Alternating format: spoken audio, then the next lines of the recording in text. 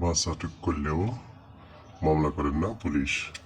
গুলিস্তানে আবু সাইদ নামের এক সার্জেন্ট একটি মঞ্জিল পরিবহন আটক করে কাগজপাতি চান, কিন্তু চালক কিছুতেই কাগজপাতি দিতে রাজি নয়।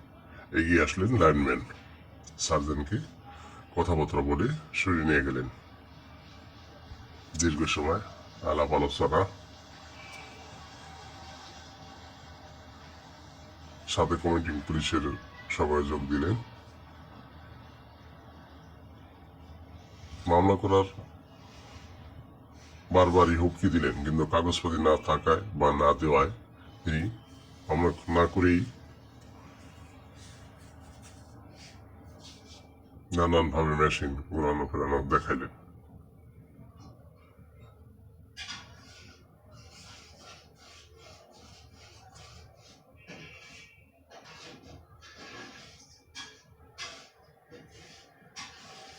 কোনোভাবেই সার্জেন্ট মামলা করতে পারলেন না। এবার তিনি সরে গেলেন। লাইনম্যান বললেন সেবককে 300 টাকা নিয়ে আসার জন্য। সেবক 300 টাকা নিয়ে গেলেন, ওই পাশ দিয়ে লাইনম্যানের কাছে দিয়ে আসলেন। এবার সার্জেন্ট চলে গেলেন। মঞ্জিল গাড়িটি আস্তে আস্তে এগোতে শুরু করলেন।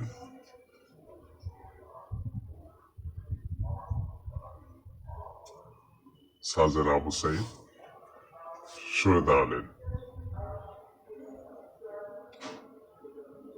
এবার বক্সের দিকে রওনা হলেন। সামনেই আমরা কয় টাকা লাগলো? 300। ওটা আপনাকে লাইনম্যান 300 টাকা দিতে হলো। আর মামলা দিব।